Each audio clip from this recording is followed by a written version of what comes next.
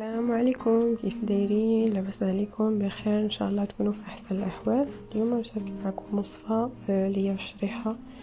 بالنسبه للناس اللي كيمرضوا في هذا الجو ديال الشتوى، كتجيهم قريب، يقدروا يستعملوها، هي مزيانه للبرد.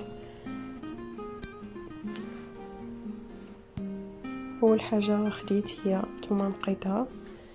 غنحتاج كل شريحه نحتاج لها تقريبا ضرس ديال الثومه، ولا كانت الثومه كبيره غادي نفرقها على نص، ندير كل جوج شريحات اليوم ضرس ديال الثومه.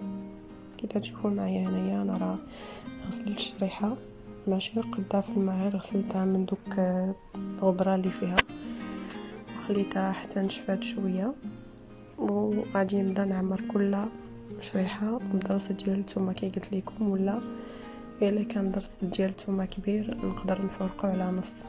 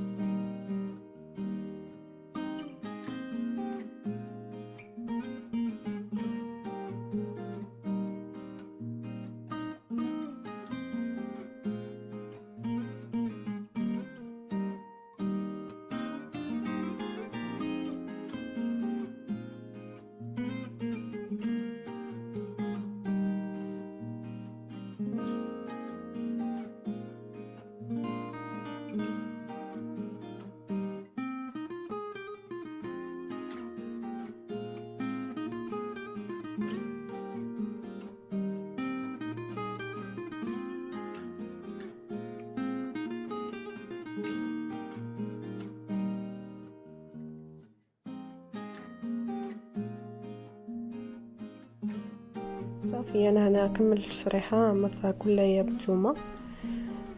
عمرت الماء القياس اللي غادي يطيب ليا فيه الشريحه، غادي نردها باش تبخر، تجي تطلق مزيان، رخا الشريحه مزيان وطيب هذيك الثومه صافي ونطفي عليها.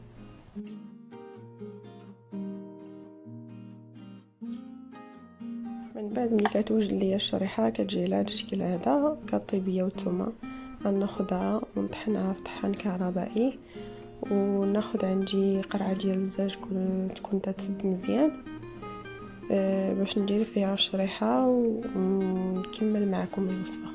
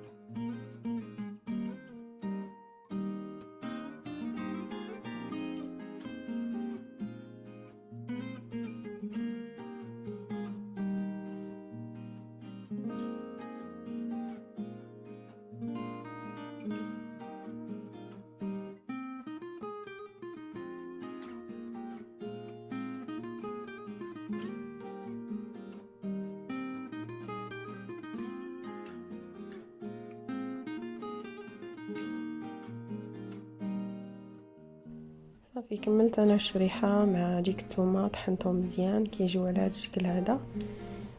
كي قلت لكم ديروهم في قرعه ديال الزاج تكون تتسد مزيان. وهي من الاحسن هاد الوصفه بالنسبه اللي كتجي قريب مجهده وكيبدا يكحب. من الاحسن ياخذ غير معلقه صغيره كل ليله ياكلها، وما يكثرش بزاف حيت هي مجهده. ياخذ غير معلقه صغيره ياكلها ويتغطى مزيان في الفراش وينعس. صافي كنديرها في قرعه.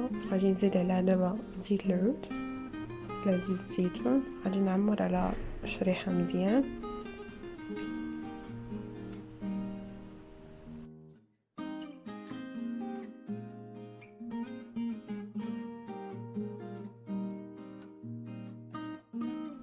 غادي نزيد عليها العسل الحر، اي نوع ديال العسل الحر. ندير لها واحد 2 معالق كبار. صافي ونخلط الشريحه مزيان مع هذاك زيت الزيتون والعسل. صافي والوصفه راه واجده، يعني ما فيهاش حاجه كثيره ولا صعيبه. يقدر اي واحد يديرها. هي مزيانه كي قلت لكم بزاف لهذا الفصل هذا.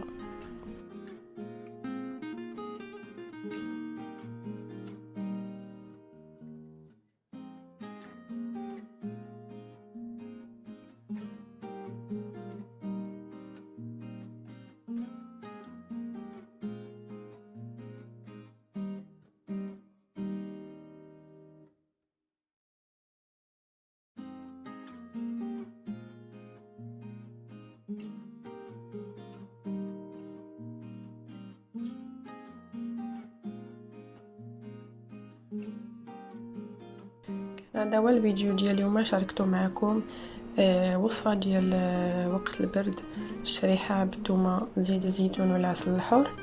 جربوها راه مزيانه بزاف لهذا الفصل الشتاء.